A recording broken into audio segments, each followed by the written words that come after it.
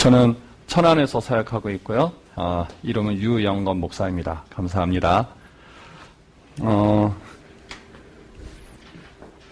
제가 2015년 통계청 데이터를 살펴보니까 대한민국의 기독교인 숫자가 850만입니다.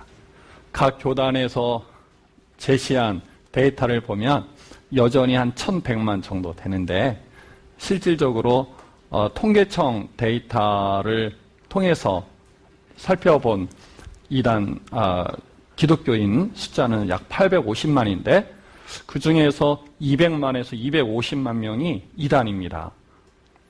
그러면 200대 한 650만 명 정도가 이렇게 비율이 그렇게 되는데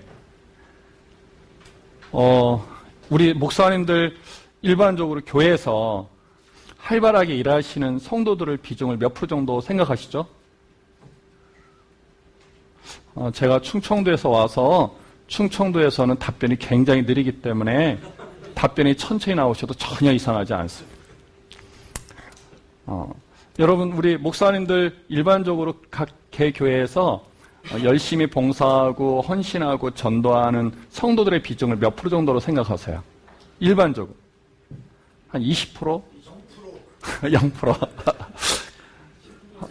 네, 한 20%라고 하면 650에 20%면 약 130만 명 아니겠습니까? 근데 이단의 특성상 이단들은 왜 이단에 가 있냐면 그곳에 구원이 있다라고 믿기 때문에 가 있는 겁니다. 그러니까 구원이 걸려 있는 것이죠. 구원이 걸려 있기 때문에 교주들의 그 이끌림에 거의 100% 순종해서 간다라고 보시면 됩니다. 신천지도 한 45%는 절대적인 헌신 맹신자들이고 50%는 그렇게 맹신자가 아니라 그래도 여기에 구원이 있다라고 생각해서 가 있는데 그 사람들도 사는 모습을 보면 우리 일반 교회의 성도들보다 훨씬 더 헌신적이고 전도에 열심을 내고 있습니다. 왜냐하니까 구원과 관련되어 있으니까. 그러면 실제 숫자는 200대 650이지만 움직이는 사람들의 숫자를 비교해 보면 200대 130만이라고 생각하시면 됩니다. 금년에 신천지가 약 3만에서 4만 5천 명 정도가 늘었다고 합니다.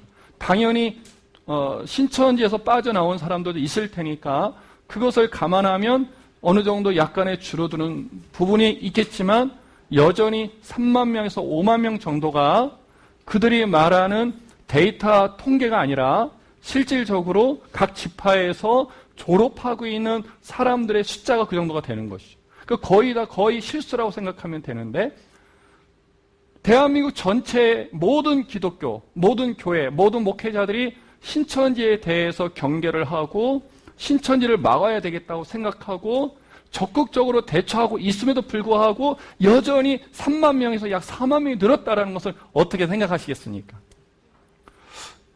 제가 어떤 모임에 가서 우리가 이렇게 사역하면 안 된다. 적극적으로 대처해야 된다. 라고 했더니 그렇게 하면 안 된다는 겁니다. 왜냐하면 오히려 우리가 적극적으로 대처하면 그들에게 노이즈 홍보 효과를 낼 수 있기 때문에 그렇게 하면 안 된다는 거예요. 그럼 어떻게 해야 되는가? 기다리면 이단들은 생겨났다가 또 없어진다는 것이죠.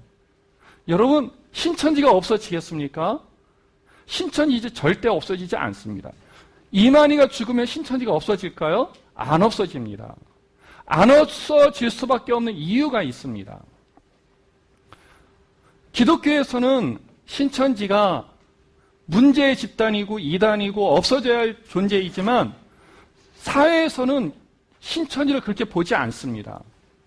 신천지가 지금 사회에서 얼마나 큰 일들을 하고 계신지 아세요? 대통령 표창장도 받죠. 국회의원 표창장도 받잖아요. 그 사람들이 그냥 주겠습니까? 그냥 주면 자신들에게 먹칠이 될 텐데 그냥 줄 리가 없습니다. 충분한 근거가 있어서 주는 건데 그들이 사회와 국가를 위해서 얼마나 많은 봉사를 하는지 몰라요. 우리는 없어져야 하는, 사라져야 하는 악적 존재이지만 세상 사람들은 신천지와 기독교를 같이 보는 거예요. 똑같은 교회로 보는 거예요. 똑같은 교회로 보는데 한쪽 교회는 날마다 시끄럽고 한쪽 교회는 가난한 사람들 찾아와서 도와주고 불이웃 나눠주고 김장에서 나눠주고 연탄 나눠주고 또 낙후된 지역에 가서 벽화에 그림도 그려주고 어떤 어려운 일 있으면 와서 적극적으로 인원이 동원이 되어서 해주니까 세상 사회에서 볼 때는 죄송합니다만은 시끌벅글한 대형교회는 없어져도 상관없지만 신천지는 없어지면 안 되는 그러한 집단이 돼 있다고요. 근데 우리는 이만희가 없어지면 신천지가 사라질 거라고 생각을 해요. 금년에도 4만 명, 5만 명이 늘어났는데 그렇게 우리가 신천지를 없애려고 온 힘을 다 쏟는데도 불구하고 여전히 4만 명, 5만 명 늘어나고 있는데 이것을 어떻게 우리가 생각해야 되고 받아들여야 될까? 그래서 신천지에 대한 강의가 내용이 엄청나게 많은데 그 중에서 제가 오늘 다루고 싶은 그런 내용은 어떤 것이냐면 우리 목사님들 그런 생각 없습니까? 혹시 신천지에서 가르치는 내용이 엉터리일까요? 아니면 진리일까요? 엉터리죠. 좀 빨리 나왔어요. 엉터리지 않습니까? 근데 엉터리인데 그곳에 사람들이 빠져들어가는 거예요. 그럴 때 우리 목사님들은 어떤 생각을 하냐면 도대체 내가 살피면 아무리 봐도 엉터리인데 왜 사람들은 그쪽에 빠져들어가는 걸까? 갔다가도 좀 이상한 어떤 낌새가 있으면 나오면 되는데 왜 한번 접촉이 되고 들어가면 절대로 나오지 않는 이유는 무엇일까? 저 바보들 아니야? 우리는 바보라고 멍청이라고 그렇게 표현하지만 여전히 4만 명, 5만 명이 들어가고 있고 그 사람들이 그곳에 정착하고 있고 그 이유가 뭘까? 그 부분에 대해서 제가 한번 다뤄보려고 합니다. 저는 일반 목회자이고요. 전문 상담사가 아니기 때문에 목회하면서 매번 한 명 정도씩 상담을 합니다. 그러니까 지금까지 한번 세보니까 34명 정도를 상담을 했어요. 그래서 한 두세 건을 제외하고는 거의 다 이렇게 상담을 통해서 그들이 어떤 형편에 있든지 정상적인 신앙생활을 할 수 있도록 도운 것 같은데 그런 상담을 하면서 이 부분에 대해서 오늘 함께 다루는 이 내용을 가지고 다룰 때 많은 효과가 있었습니다. 우리 목사님들에게도 그런 유익이 있었으면 좋겠다 이런 생각을 갖습니다.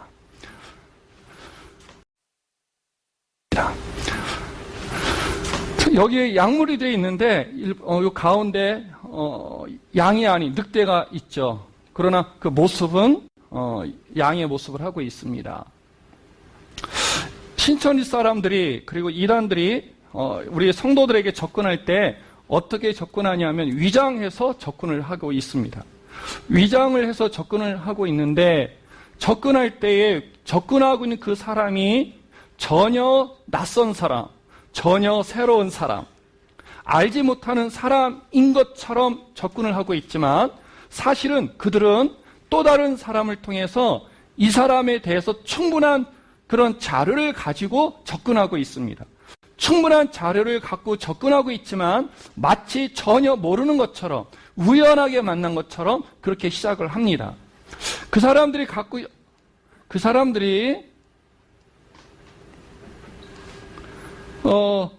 정보를 갖고 접근할 때에 가장 많이 사용하는 것이 꿈입니다. 내가 꿈을 꿨어요. 꿈을 꿨는데 당신에 대한 꿈을 꿨는데 하면서 하는 그 꿈 이야기가 어떤 내용이냐면 듣는 사람 입장에서는 꿈을 꿨어? 나에 대한 꿈을 꿨어? 근데 신기하게 나에 대한 모든 것을 알려주는 거예요. 그러면 그 꿈 이야기하는 사람에 대해서 반응하지 않을 수 없겠죠. 그러나 그 꿈 이야기 자체가 이미 또 다른 나의 지인을 통해서 전달되어진 정보에 근거해서 가져오기 때문에 저 사람들은 하는 그런 접근에 있어서 이제 그 신천 사람들의 접촉을 받는 그 대상자 입장에서는 상당히 난처할 수밖에 없죠. 그러니까 피할 수도 없고 무시할 수도 없는 거예요. 왜냐하면 나에 대한 정보를 너무 정확히 갖고 있으니까. 그것도 무엇을 통해서? 꿈을 통해서. 이제 이런 식으로 접근을 한다라는 것이죠. 자, 접근을 할 때 어떻게 접근한다고요? 위장해서 접근하는 것입니다. 한번 따라합시다. 좀 따라해 주시면 훨씬 나을 것 같아요. 접근할 때 어떻게 접근한다고요? 위장해서 접근합니다. 그 사람들이 접근이 되면 사람들을 소개하는데 목사님을 소개할 때도 있고 선교사님도 소개할 때도 있는데 한 번 더 따라하시죠. 모두 다 가짜 목사.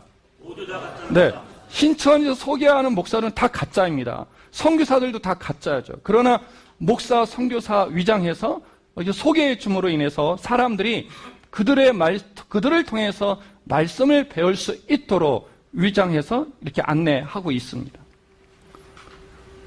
세 번째, 위장교회. 각 지역마다 위장교회가 있어요. 인천에 위장교회가 있을까요, 없을까요? 있습니다. 위장교회를 왜 뒀을까요? 왜 위장교회를 세우냐면 신천지에 빠진 가족이 있고 일반 교회에 있는 가족이 있을 때 신천지 사람들이 일반 교회 교회 다니는 가족이 자신을 반대할 때 서로 양보하고 새로운 교회로 갈 수 있지 않겠습니까? 그럴 때 위장교회를 세워놔서 그곳을 들어가는, 그렇게 하기 위해서 위장교회를 세워놨습니다.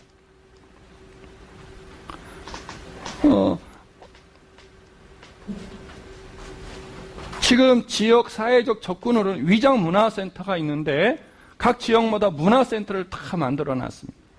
그 문화센터에서는 주로 어떠한 것들을 하고 있냐면 이렇게 학원을 또 위장해서 학원인 것처럼 위장해서 사용하고 있는데 미술, 음악, 언어, 댄스, 특별히 이렇게 젊은 엄마들은 자녀 교육에 관심이 아주 많지 않겠습니까? 그러한 부모들의 그러한 마음, 심리를 이용해서 접근하고 또 그들을 이렇게 미혹해 가기 위해서 이런 문화센터를 통해서 학원을 한다든지 이러한 것을 우리가 볼 수가 있습니다. 실제로 지금 상담회 들어오는 많은 사람들이 이런 미술, 심리, 치료와 관련해서 접촉이 되어서 신천지에 이렇게 미혹돼 간 그런 경우들이 아주 많습니다.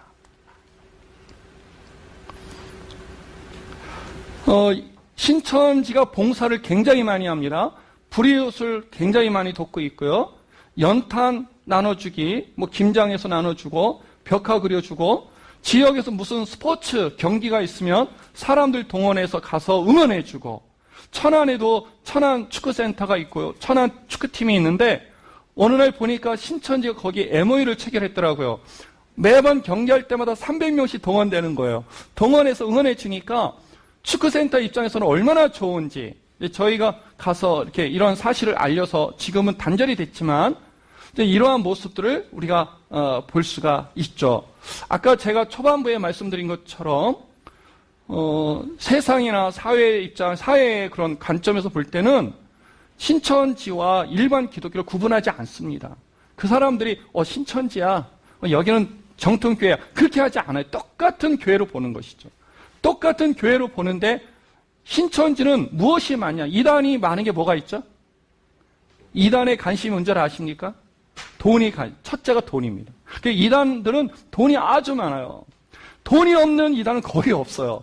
하나님의 교회, 우리 이따 이덕설 목사님께서 하시겠지만 엄청난 대형 교회들 다 사들이고 있잖아요. 정확한 정보일 거라고 생각이 되는데 제가 확인한 건 아니지만 그들이 갖고 있는 현금 보유량이 약 4조 원 정도 된다고. 놀라지도 않으시나요? 네, 4조 원 정도 된다고. 자, 신천지 돈이 많을까요, 안 많을까요? 신천 사람들 만나면 신천 사람들이 뭐라고 하냐면 이만희 총회장이 얼마나 존경스러운지 모른대요. 왜? 그 사람 너무 검소하니까, 너무 가난하니까, 돈에 대해서 모르니까. 이만희가 가난할까요? 그의 첩이 누군지 아세요? 그의 첩. 만희와 남이라고 하고 있는데 김남이라는 사람 첩 아닙니까? 그 김남이 앞으로 얼마나 많은 재산이 있는지 여러분 아세요? 상상할 수가 없어요. 돈이 많아요. 두 번째는 인원 동력이 엄청나죠. 왜냐니까 신천지에 빠진 아이들의 다수가 학교를 그만둬요. 직장도 그만둬요. 가정주부들 가정 포기합니다. 이따가 말씀드리겠는데 그렇게 해서 포기하고 다 어디가 있는 것이죠?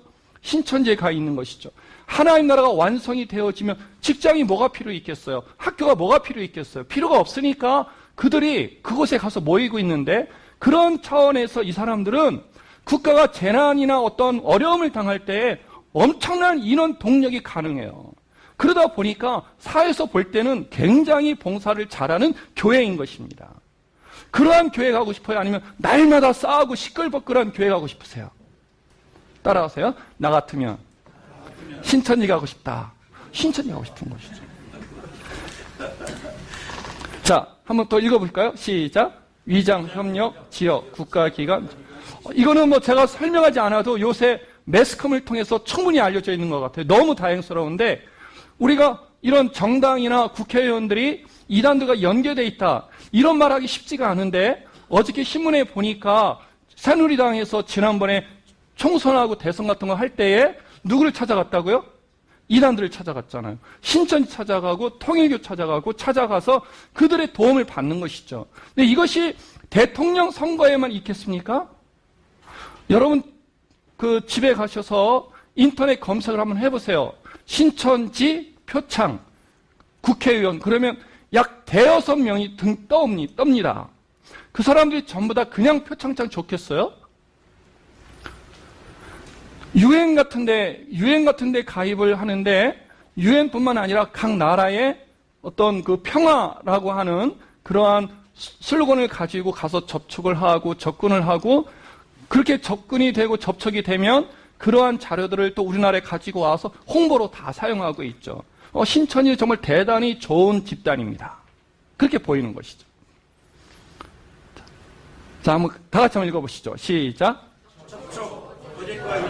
자, 한 번 더 따라할게요. 접촉은 거짓과 위장이다. 그러니까 이단들, 특별히 신천지는 접촉을 할 때 거짓과 위장으로 접촉한다는 것이죠. 그래서 우리가 너무 이렇게 그들에게 미혹될 수밖에 없는데요. 여러분 그 의외로 장로님들 자녀들 굉장히 많이 가 있습니다. 목사님 자녀들 엄청나게 가 있습니다. 목회자들 부인들 다수가 가 있습니다. 그런 거 보면 그 사람들 정신 나간 사람입니까? 제대로 된 사람입니까? 정신 나갔죠. 우리는 여기 왜 신천지 안 가 있고 왜 여기에 있는 거예요? 정신이 바르기 때문에 아닙니다. 그 사람들이 여러분을 접촉하지 않았기 때문에 그래요. 그 사람들 굉장히 지혜로운 사람들이에요. 우리만큼 자신 있는 사람들이에요. 우리만큼 성경 지식을 갖고 있다고요. 이단에 절대 안 빠지고 싶어하는 사람들인데 가 있는 거예요. 왜 가 있냐니까 접촉이 됐기 때문에. 접촉됐다고 해서 넘어갈 수 있을까? 어떻게 접근한다고요? 거짓과 위장으로 하기 때문에 순간적인 우리의 그런 판단에 미스가 생기면 얼마든지 넘어갈 수가 있습니다. 그래서 제가 어디 가서 세미나 할 때마다 하는 말이 왜 그들은 저쪽 가 있고 우리는 여기 있는가? 우리에게는 접근이 없었기 때문이다. 그 말을 굉장히 많이 강조하고 있어요. 자, 그럼 그 다음에 읽어보시죠. 시작. 그리고 접촉이 끝난 뒤에, 접촉이 이루어진 뒤에는 그 다음에 그 사람들은 어떻게 하는가? 자, 접촉 후에 이단들이 강조하는 것이 있습니다. 뭘까요? 요즘에 이단들이 뭘 강조하냐면 성경을 강조합니다. 이거 굉장히 중요한 거예요. 현대 이단들이 뭘 강조한다고요? 성경을 강조합니다. 성경을 강조하는데 성경을 강조하는 이유가 있어요. 자, 한번 읽어보실까요? 시작. 성도들은요, 잠재적으로 이단에 대한 경계심을 갖고 있습니다. 이단에 대해서 두려워하고 있어요. 성도들 중에 이단에 빠지고 싶은 사람이 있습니까? 라고 물으면 누가 오케이라고, 예스라고 답변하겠어요? 이단에 빠지고 싶은 사람은 없어요. 왜? 목사님들을 통해서 충분히 이단들에 대해서 경계할 수밖에 없는 정도의 그러한 교육을 받았기 때문에 그런데요. 자, 한번 읽어보시죠. 시작. 우상숭배와 주술과 언수 맺는 것과 분쟁과 시기와 분냄과 당짓는 것과 분열함과 이단과 투기와 술 취함과 방탕과 또 그와 같은 것들이라 전에 너에게 경계한 것 같이 경계하노니 이런 일을 하는 자들은 하나님 나라 유업을 이단에 빠지면 하나님 나라 유업을 받을 수 없습니다. 라고 교육을 받습니다. 또 한번 읽어보실까요? 시작.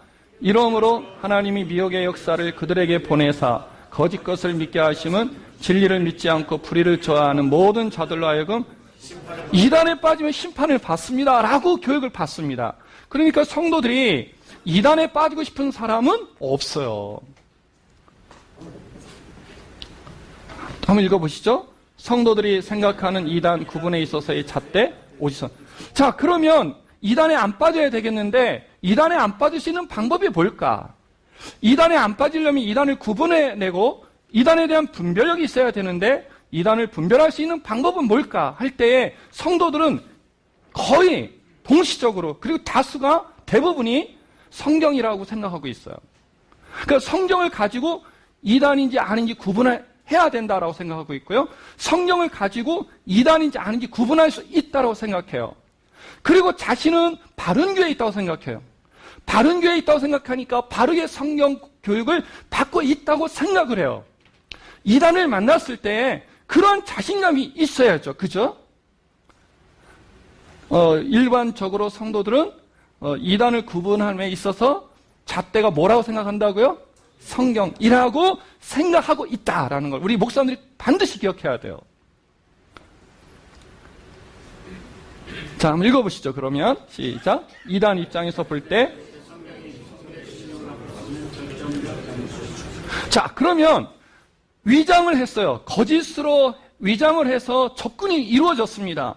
이 사람을 완전하게 자신의 단체, 자신의 그룹으로 이끌어 가야 되겠는데, 그럴 때 마지막으로 이 사람에게 그렇게 대못을 박을 수 있는, 그동안 섬겼던 교회를 떠나서 새로운 소개된 교회로 옮길 수 있도록 할 수 있는 이단 입장에서 볼 때 그 단추가 뭐라고 생각하냐면 성경이라고 생각하는 것이죠. 그러니까 성경으로 이 사람을 접촉은 됐으니까요. 이미 이야기는 대화는 시작이 되었으니까 이 사람을 완벽하게 데리고 가야 되겠는데 그때 그러려면 이 이단 입장에서는 이 사람들이 성경을 가지고 이단을 구분하고 분별하고 있으니까 성경을 가지고 이 사람을 넘어뜨려야 제대로 자신의 그룹에 포함시킬 수가 있다라고 생각을 하고 있기 때문에 현대 이단들은 무엇을 강조하지 않을 수 없다. 성경을 강조하지 않을 수 없다. 여러분, 지금 현대 우리 주변에 있는 이단들에 한번 추적해 보십시오. 그러면 말씀을 강조하지 않는 이단은 단 한 곳도 없습니다. 구원파 성경 강조할까 안 할까요? 다락방 구원 성경 강조할까 안 할까요? 한다고요. 성경을 강조하지 않는 집단은 없어요. 이유가 뭐냐면 바로 이것 때문입니다. 그렇다면 이단들이 성경에서 성경을 이렇게 다루는 이유가 그것인데 이단들이 성경에서 공통적으로 다루는 소재들이 있어요. 제가 그 세 가지를 소개할 건데 이 세 가지가 신천지에 가면 빠지는 이유입니다. 이 세 가지가 신천지에 들어가면 나오지 못하는 이유예요. 그 세 가지 소재가 뭘까요? 첫 번째가 한번 읽어보시죠. 안 보이시죠? 그래서 제가 대신 이렇게 했습니다. 시작. 이것들이 하나도 빠진 것이 없고 하나도 그 짝이 없는 것이 없으리니 이는 여호와의 입이 이를 명하셨고 그의 신이 이것들을 모으셨습니다. 이사야 34장 16절에 있는 이 말씀을 근거로 해서 이 사람들이 무엇을 다루냐면 짝이라고 하는 것을 소재를 즐겨 사용합니다. 반드시 기억해야 돼요. 짝. 한번 다 같이 한번 해보시죠. 짝. 짝을 잊지 마십시오. 이단들이 이단 중에 90% 이상은 반드시 뭘 건드린다. 짝을 건드립니다. 두 번째 소재가 뭘까요? 뭐 같습니까? 네, 두 번째 소재는 비유입니다. 비유를 다루지 않는 이단 없어요. 거의 없다고 보면 돼요. 한번 읽어보시죠. 시작. 비유, 상징, 시대성과 차원성에 위해서 쓰여졌음을 깨닫고 육의 관점이 아닌 영적 차원의 관점을 보는 것이 지극히 합당하게 하겠다. 성경의 비유가 풀리지 않고서는 그 속에 담겨있는 하늘의 비밀과 하나님의 천지창조의 목적도 나아가서는 인간의 삶의 목적도 알 수 없다. 비유 굉장히 강조하죠. 성경의 수백 수천 가지 이해되지 않는 문제들은 소위 성경을 풀었다는 주석이나 각종 각색의 책들을 수천 권 읽거나 성경을 수백 번 읽는다 할지라도 성경에 나오는 모든 비유의 근본을 알지 않고서는 그 뜻을 알 수 없다. 어딜까요? 알아맞히시면 제가 짬뽕 사겠습니다. 알아맞히신 분이. 어딜까요? 정명석입니다. 정명석. 자, 한번 읽어볼까요? 빨간 것만 읽어보시죠. 시작. 방언, 비밀을 밝히는 것을 방언통역이라고 하며 이를 다른 말로는 예언이라고 한다. 문자 속에 담겨져 있는 말의 뜻은 가장 중요한 해석법. 역시 비유를 말하고 있는데 여기는 어딜까요? 신옥조입니다. 신옥조 들어보셨어요? 피지의 구원 방지를 만들고 약 300명을 3천만 원씩 받아가지고 지금 피신시켜냈죠? 예수께서 비유가 아니면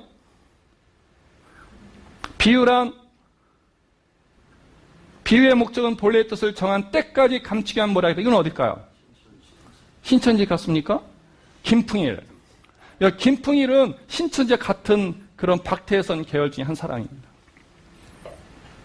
자, 비유로서 상징이나 비유. 이건 어디? 통일교입니다. 통일교. 여기는 어딜까요? 구약성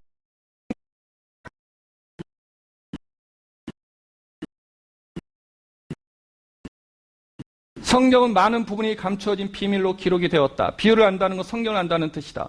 이건 어딜까요? 네, 이게 신천지입니다. 짬뽕 이건 안 걸었죠, 제가? 자, 세 번째, 두 번째가 비유예요. 자, 첫 번째 다루는 주요한 소재가 뭐라 그랬죠? 짝. 두 번째는 비유. 세 번째는 뭘까요? 요한계시록입니다. 요한계시록. 자, 그렇다면 짝을 다루는 이유가 뭘까요? 짝을 다루는 이유가 뭘까요? 짝을 다루는 이유는 바로 비유를 다루고 싶어서예요.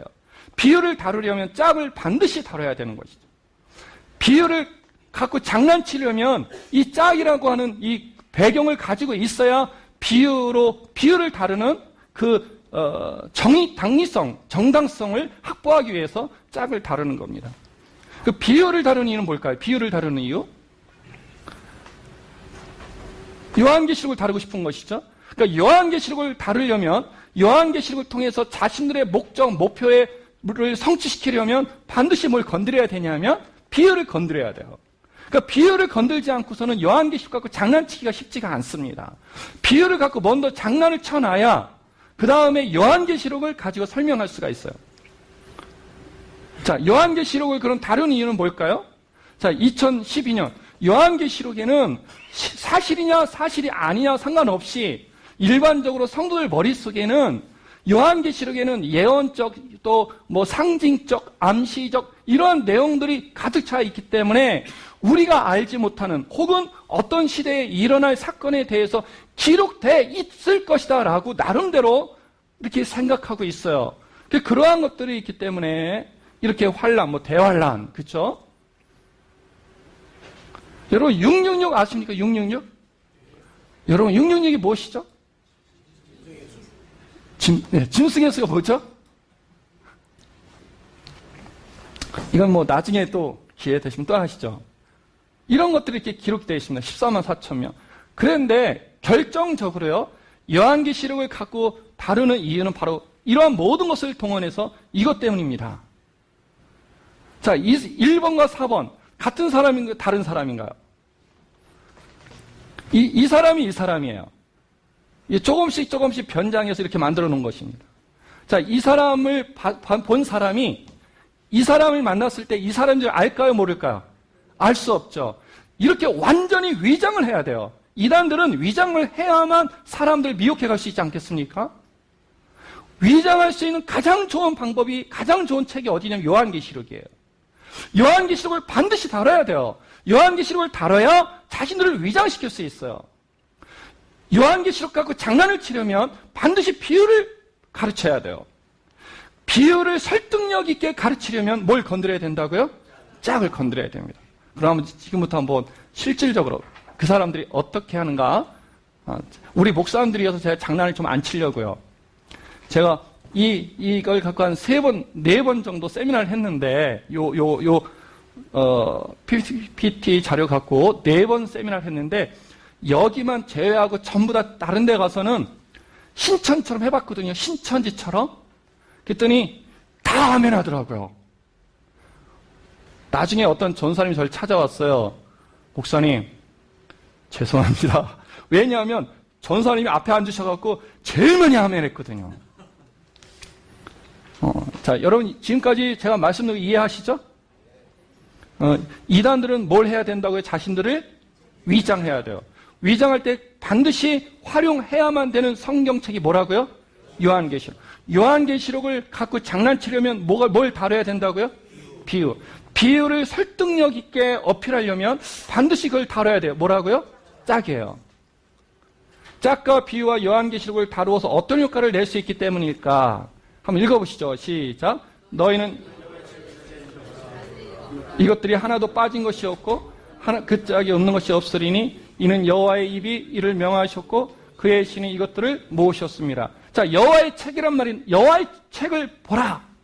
이것들이 하나도 빠진 것이 없다. 무엇이요? 이것들이. 그 짝이 없는 것이 없다. 무엇이? 그 짝이. 여기서 말하는 짝은 무슨 짝일까요? 이게 당연히 다른 것인데 성도들에게 이렇게 질문을 하면 전부 다 말씀이에요.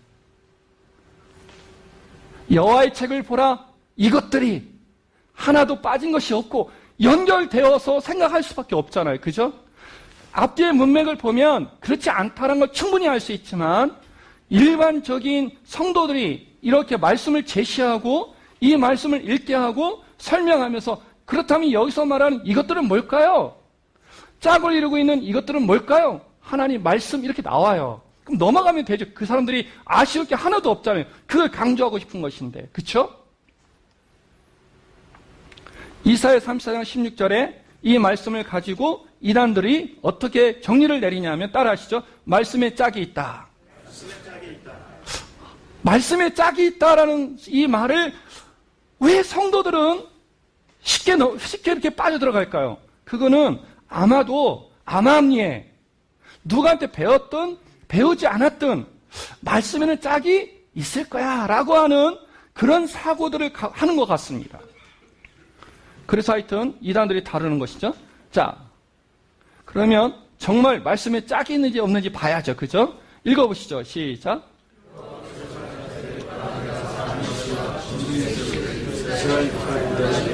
예레미야 31장 27절에서 이렇게 예언이 됐어요. 그러면 성경에 무엇이 있으니까? 짝이 있잖아요. 그죠? 있다고 해주세요. 괜히 미리 말씀드렸나 봐요, 제가. 자, 성경에 뭐가 있다고요? 짝이 있다고 했으니까 구약에서 무엇이 됐다면, 예언이 됐다면 반드시 성취가 있을까요, 없을까요? 짝을 이루는 성취가 있을 거예요. 찾아서 정말 있나 없나 봐야죠. 그죠? 자, 한번 읽어보시죠. 시작. 또 비유를 베풀어 가라사대 천국은 좋은 씨를 제밭에 뿌린 사람과 같으니 사람들이 잘 때 그 원수가 와서 곡식 가운데 가라지를 덧뿌리고 갔더니 마태복음 13장 24절 비유 말씀에서 이렇게 성취가 됐어요. 자, 어떻게 한번 보죠. 사람의 씨, 무슨 씨? 좋은 씨. 짐승의 씨, 무슨 씨? 가라지. 기가 막히지 않습니까? 구약에 예언이 되어 있고요. 신약에는 성취가 되어 있어요. 정확하게 짝을 이루고 있어요. 이것에 대해서 성도들이 답변할 수 있겠냐고요. 너무 완벽하죠. 근데 이 얘기를 어디서 들었어야 돼요? 자기 교회에서 들었어야죠. 자기 교회에서 들었어요? 못 들었어요? 못 들었어요. 왜 못 들었어요? 우리 목사님 이렇게 안 가르치잖아요. 왜 안 가르친 거예요? 정답이 아니니까. 근데 성도들은 그렇게 생각하지 않죠. 무식해서. 몰라서. 자, 이것만 그럴까요? 한번 또 보죠. 한번 읽어보시죠. 시작. 자, 마태복음 13장 37절에 씨 뿌리는 가라지 비유에서 좋은 씨라는 이 단어가 나오는데요. 여러분, 좋은 씨가 뭐예요? 좋은 씨가? 좋은 씨가 뭘까요? 그걸 아시겠습니까? 제가 짝을 찾아줘야죠. 그죠? 성경에 짝이 있겠다, 없겠다? 당연히 있죠. 좋은 씨가 뭘까요? 누가복음 8장 11절에 가볼게요. 시작. 하나님. 그러고 보니까 좋은 씨가 뭐죠? 하나님의 말씀이에요. 자, 좋은 씨가 뭐라고요? 크게 따라해 주세요. 좋은 씨가 뭐라고요? 성경에는 뭐가 있다고요? 짝이 있다고요. 이 짝을 통해서 이렇게 해석하지 않으면 성경을 정확하게 해석할 수 없어요. 얼마나 중요한지 몰라요. 성경이 짝이 있다고요. 특별히 비유를 풀려면 이 짝에 대한 부분을 반드시 이해해야 된다는 거죠. 이 말에 대해서 여러분 아니라고 말하시고 싶으신 분이 있으시면 손 드셔야 합니다. 자, 세 번째 또 한번 보시죠. 시작. 진실로 진실로 내게 이르노니 사람이 물과 성령으로 나지 아니하면 하나님 나라에 들어갈 수 없느니. 요한복음 3장 5절에 이 말씀은 신천지가 뿐만 아니라 여러 이단들이 굉장히 좋아하는 기절이에요. 여기서 하나님 나라에 들어가야 되잖아요. 그렇죠? 하나님 나라에 들어간다는 얘기는 구원과 관련되어 있는 거예요. 자, 구원을 받으려면 반드시 나야 돼요. 어떻게 나냐? 물과 성령으로 나야 돼요. 그렇죠? 자, 구원 받으려면 어떻게 된다고요? 물과 성령으로 나야 돼요. 여러분 나셨어요? 그렇다면 나셨으면 이걸 알 거예요. 성령은 먼저 아시잖아요. 그죠? 물은 뭡니까? 성령이 뭐고 물이 먼저 알아야 그걸 통해서 거듭나서 하나님 나라에 들어갈 수 있는데 물이 뭔지도 모르고 나 거듭났어라고 하면 그 거짓말 아니냐 이거예요. 여기서 물이 뭘까요, 여러분? 우리 목사님들 물이 뭘까요? 틀려주세요. 자, 여러분 우리 목사님들 말고요. 여기 성도들이 있다면 지금 아멘이 나오겠습니까? 안 나오겠습니까? 엄청납니다. 신학교에 가서 제가 했거든요. 아멘, 아멘. 자, 읽어보시죠. 베드로전서에 가면 짝의 말씀이 있어요. 시작. 거듭난 것이 썩어질 치로 된 것이 아니요 썩지 아니할 치로 된 것이니 하나님의 살아있고 항상 있는 말씀으로 되었느니라. 보십시오. 거듭났다 그랬죠. 거듭났다. 여기서 거듭난 이야기 나왔죠. 여기서는 뭘로 거듭났냐면 물과 성령으로 거듭났어요. 여기서는 뭘로 거듭났냐면 썩지 아니할 씨로 거듭났죠. 그 썩지 아니할 씨가 뭐라고 돼 있죠? 하나님 말씀이에요. 그러면 물이 뭐예요? 물이 거듭난 것은 말씀으로 됐으니까 물은 말씀이에요. 자, 물이 뭐라고요?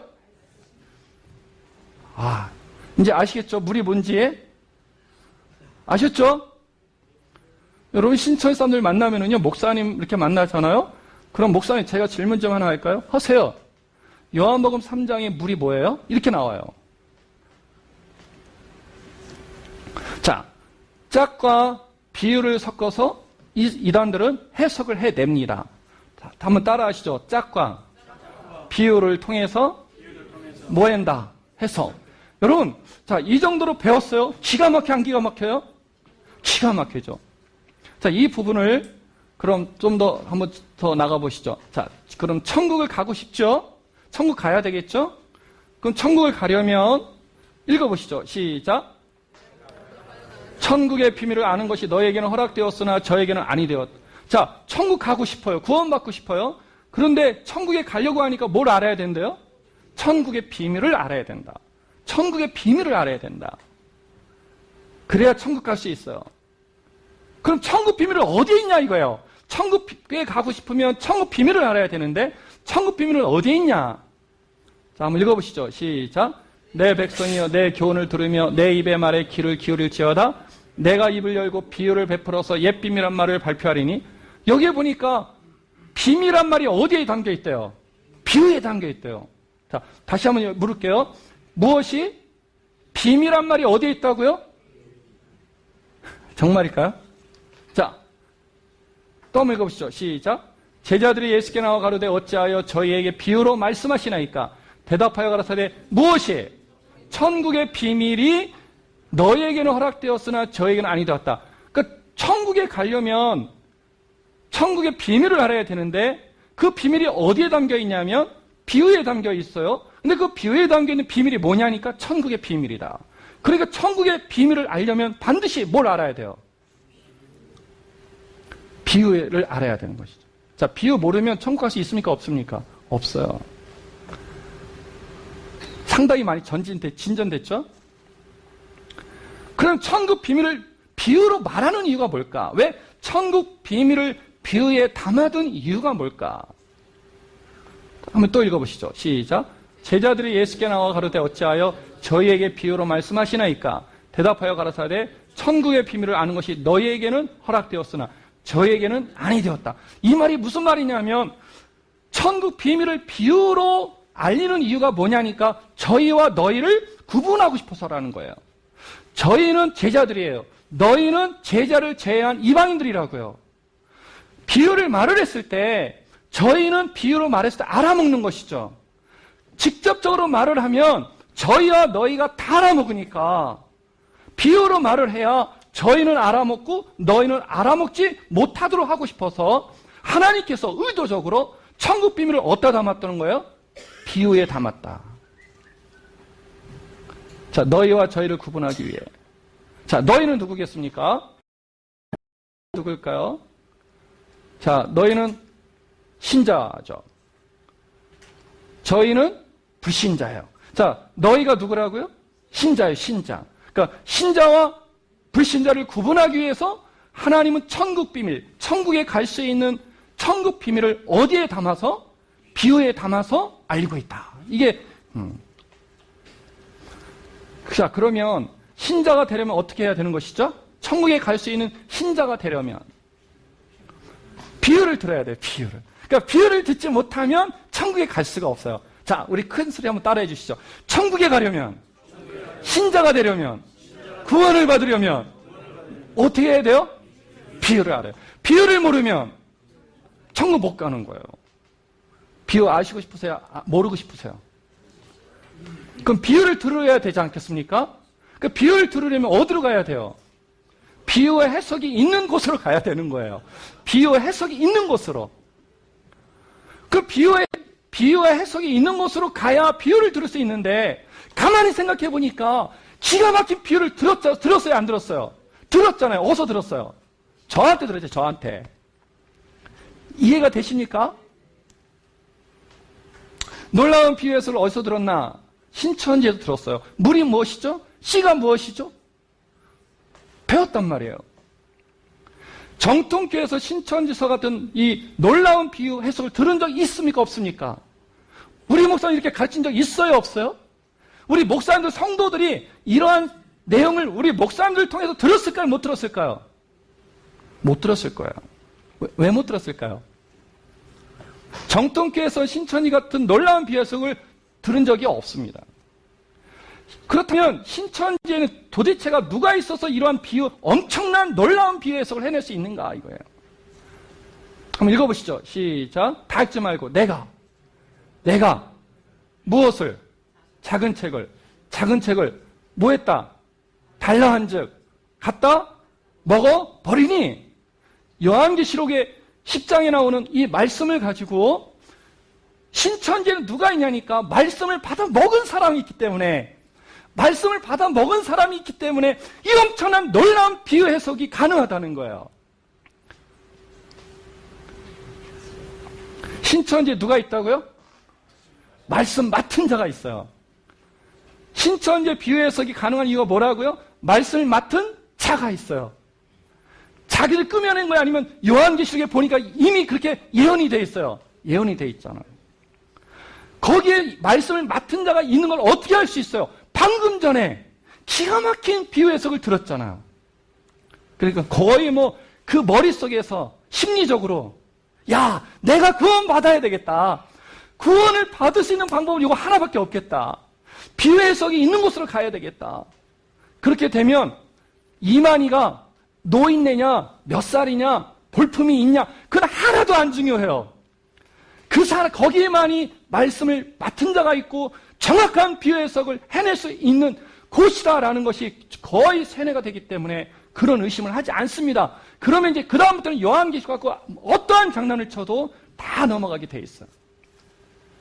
정통교회 신천지 같은 놀라운 비유 해석이 없는 이유는 뭔가? 말씀을 받은 자가 없기 때문에. 우리 목사님들이 이렇게 하지 못하는 이유가 뭐예요? 말씀을 맡은 자가 아니기 때문에. 전부 다 가짜이기 때문에. 신천지 말대로 하면 따라하세요. 나는 뱀들이에요. 뱀이 뭔지 아시죠? 사단이잖아요. 자, 바른 비유 해석을 못하는 정통교회는 무엇이 없다고요? 구원이 없다, 구원이. 자, 구원이 없다. 정통교회는 구원이 없다. 왜 없냐? 비유 해석하는 걸 보면 된다. 거기서 이런 비유 해석을 들어본 적이 있냐? 정통교회는 무엇이 없다고요? 구원이 없다. 대못을 박습니다. 그러면 이제 사람들의 마음은 정통교회에 있던 그 마음이 다 저쪽으로 쏠리게 되는 것이죠. 여기에 제가 여러 그 이단들을 그림을 좀 따왔는데요. 흐려서 정명석도 있고, 장길자도 있고, 안상홍도 있고, 뭐 신디 제이콥스도 있고 피터 와그너도 있고 굉장히 많죠. 변승우도 있고 이재록도 있고 이 모든 사람들 다 포함해서 한번 읽어보시죠. 시작. 이렇게 하여 정통교회엔 구원이 없다고 못을 박음으로 이단에 빠진 사람들은 다시 교회로 돌아오는 것이 쉽지 않다. 그래서 넘어가고 있고요. 한번 간 사람들 절대로 정통교회에 눈을 돌리지 않습니다. 왜? 거긴 구원이 없으니까. 어떻게 알아? 비유 해석하는 거 보면 알아. 거기서 이런 해석 들어본 적이 없으니까. 그러면 처음 접촉을 하면서 어때? 의심이 있었을까요? 없었을까요? 야, 지금 뭐 이 사람들이 뭐 이런 얘기를 하는데 이거 혹시 신천지 아닐까? 하는 의심이 있을까요? 없을까요? 있을 수 있죠. 담임 목사님을 중심으로 하여 주변 지인들과 의논하고 싶은 마음이 있을까요? 없을까요? 있겠죠. 인터넷 검색을 통해서도 알아보고 싶은 마음이 있을까요? 없을까요? 있겠죠. 근데 그렇게 할까요? 안 할까요? 안 합니다. 안 하는 이유가 뭘까요? 자, 의심을 해요. 그리고 의심과 상담을 그런데 의심을 하는데 의심과 상담을 막을 말씀을 제시를 합니다. 첫 번째 읽어보시죠. 시작. 먹지 말라. 네가 먹는 날에는 정령 죽으리라 하시니. 아담과 하와가 죽었습니까? 안 죽었습니까? 죽었죠. 왜 죽었죠? 선악과를 먹었어요. 누가 주는? 누구의 깸에 넘어가서? 사단의 뱀의 깸에 넘어가서 죽었어요. 그 선악과가 진짜 선악과일까요? 자, 우리 짝을 봤잖아요. 성경을 뭐로 해석해야 된다고요? 비유로. 선악과가 진짜 과일일까요? 선악과는 말씀이에요. 말씀.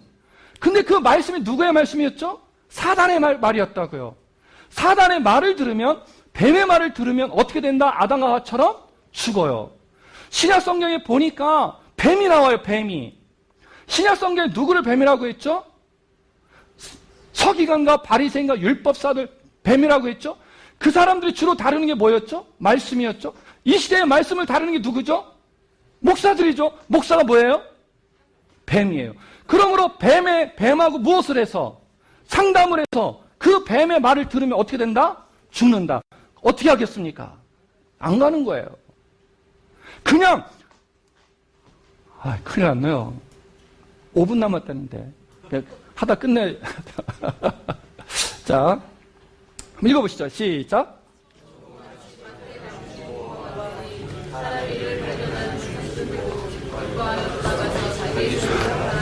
한 농부가 밭을 갈다가 뭘 발견했습니까? 보물을 발견했죠. 그 보물을 발견한 뒤에 어떻게 했죠? 자기 것이 아니니까 숨겨놓고 돌아가서 모든 소유 재산을 다 팔아서 그 밭을 사지 않았습니까? 근데 만일 이 농부가 그 보물에 대한 이야기를 밭을 자기의 소유로 완전히 만들기 전에 누군가 상담을 했다면 그 보물이 그 사람의 것이 될 수 있겠다 없겠다? 없을 수도 있죠. 그러므로 언제까지? 그 보물이 완전히 내 것이 될 때까지는 절대 뭐하지 마라. 발설하지 마라. 발설하면 빼앗긴다. 보물이 뭐냐? 말씀이 아니냐. 여기서 배우는 말씀이 완전히 내 것이 된 뒤에 그때 가서 상담을 해도 조금도 늦지 않다. 그렇기 때문에 이 신천지에 빠진 사람들은 중간에 상담을 하지 않습니다.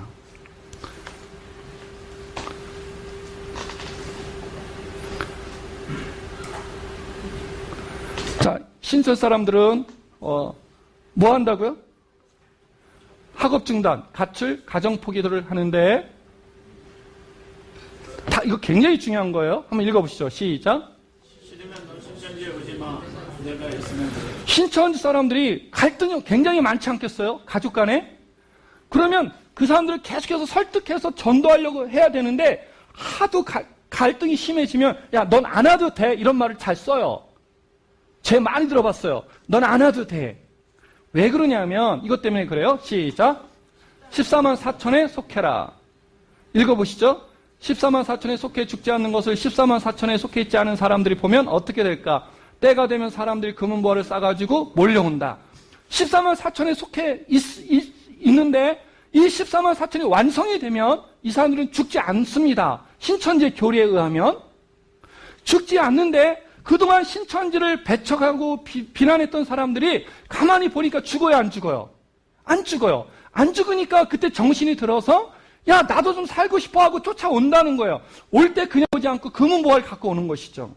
그러면 지금 14만 4천에 들어가 있으면 이때가 됐을 때 비록 지금은 갈등이 있어서 신천지를 이해하지 못해서 오지 않고 방해를 하지만 그때 내가 너를 구원할 수 있다고 생각을 해요.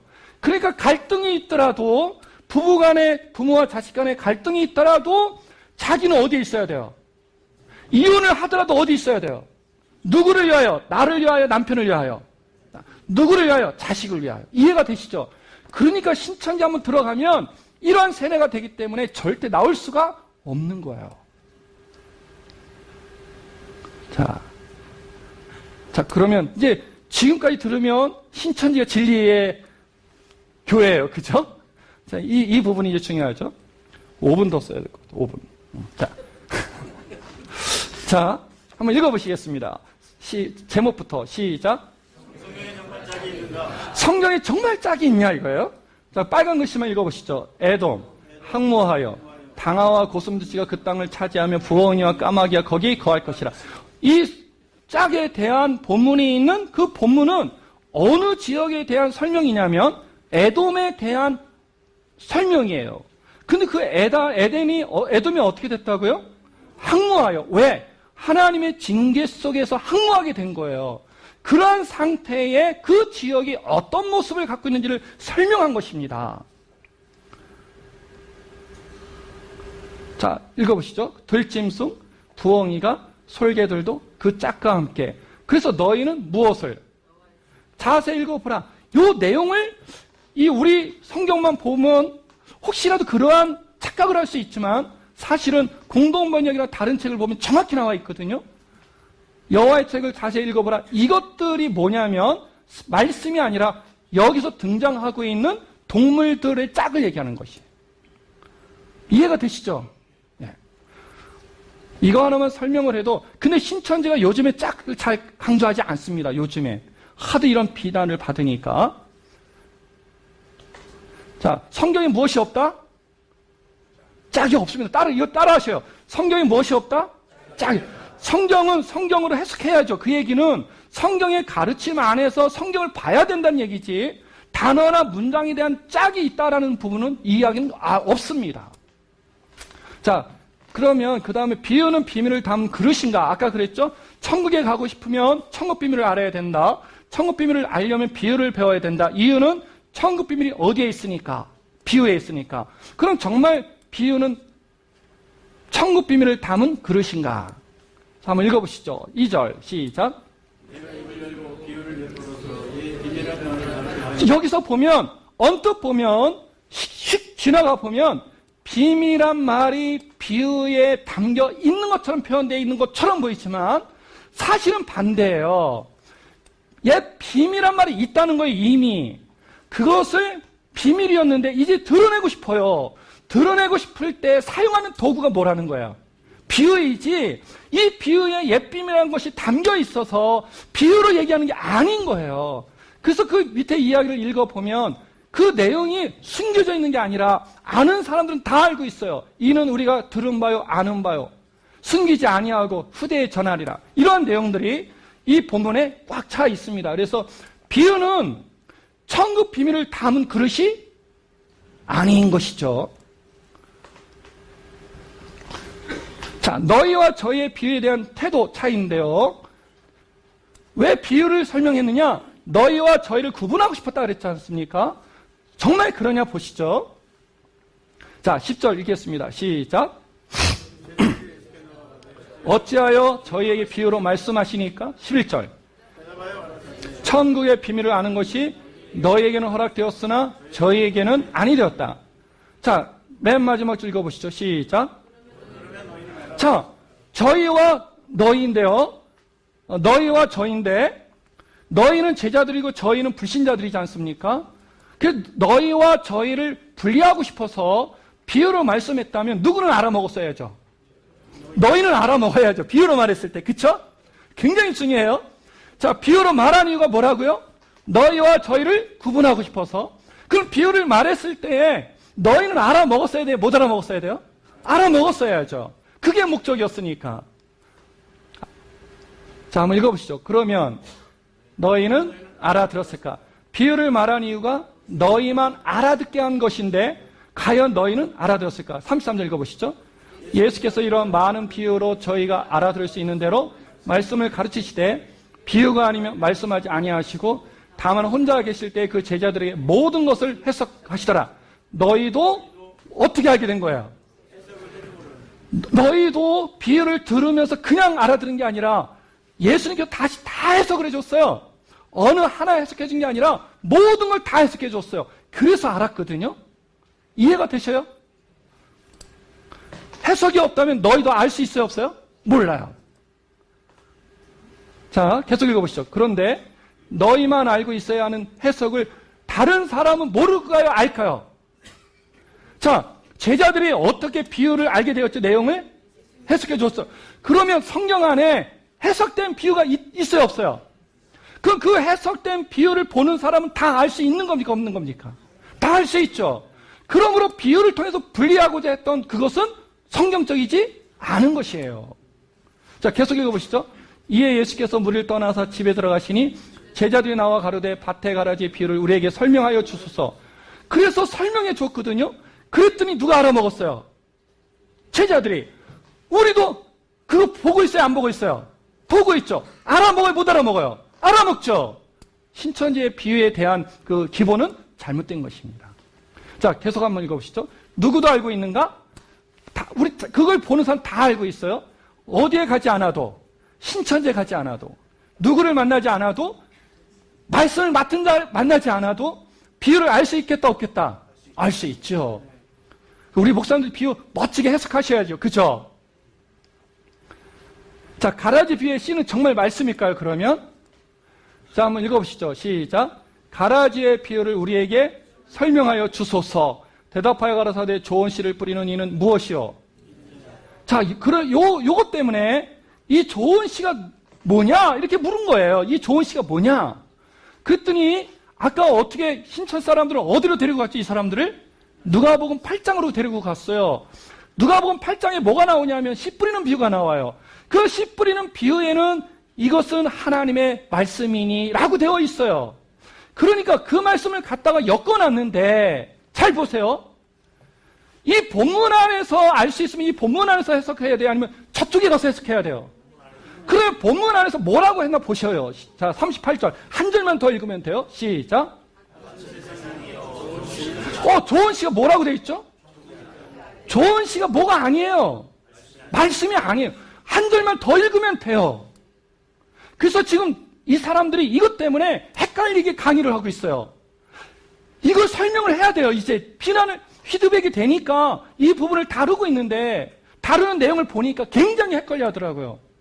자, 이해가 되셨죠? 자, 그럼 물은 말씀일까 이거예요? 물은. 자, 물과 성령으로 나지 아니하면 그랬잖아요? 물이 뭐였죠? 말씀이었잖아요. 정말 말씀이었을까요? 자, 보세요. 물과 성령으로 어디에 들어갈 수 있다? 하나님 나라에. 근데 8절, 5절에 나와 있는데 6절, 7절 지나서 3절 뒤에 가면 다 같이 좀 읽어보시죠. 바람이 임의로 불매 네가 그 소리를 들어도 어디서 오며 어디로 가는지 알지 못하나니 무엇으로? 성령으로 어떻게 됐어요? 이 난 것하고 요거 난 것하고 똑같아요. 그러면 위에서는 다시 날려면 무엇으로 나였었죠? 물과 성령으로. 그러면 밑에서도 날려면 반드시 뭐가 쫓아가야 돼. 물과 성령 같이 가야 돼요. 근데 무엇이 없어졌어요? 물이 없어졌어요. 무엇으로만 가능해요? 성령으로만 가능한 거예요. 우리가 다시 태어나는 것이 성령의 중생의 역사잖아요. 이해가 되세요? 그러므로 이것도 틀린 말씀이에요. 자, 성경을 갖고 접근하는 이단들은 현대 이단들의 공통점 중 하나가 성경을 갖고 접근하는 것이거든요. 우리 목사님들이 부흥하고 싶으세요? 안 부흥하고 싶으세요? 그럼 성경을 갖고 와세요. 성경. 자, 읽어보시죠. 두 번째 줄. 시작.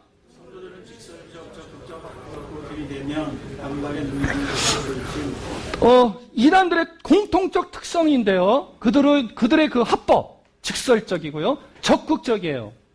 돌아가지 않습니다. 저희 교회가 부흥을 잘 못하는데 맨날 돌아가요.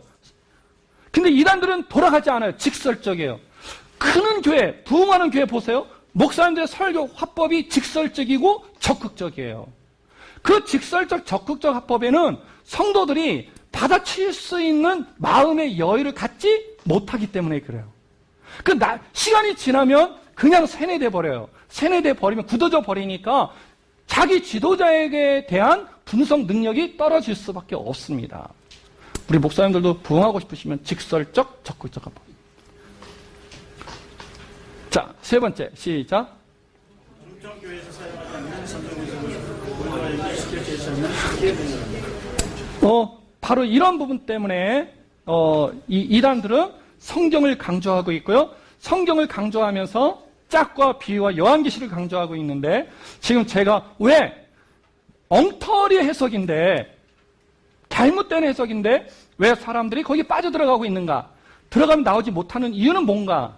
이 적극적, 직설적 합법이라고 하는 방법을 동원해서 지금까지 제가 설명한 대로의 접근을 하면 사람들은 거기서 빠져나오지 않습니다. 우리 목사님들께서, 우리 교역자들께서 교회에서 이제 이걸 좀 충분히 한번 참고하셔서 내가 어떻게 가르쳐야 될 것인가 좀 보시고 이거 아마 데이터를 다 나누어 드리는 것 같아요. 그러니까 이렇게 개별적으로 또 하시면 좋겠다 싶습니다. 본래 제가 좀 더 빨리 끝내고 질문을 받으려고 했었었는데 시간이 늦어져서 이것으로 일단 마치도록 하겠습니다. 감사합니다.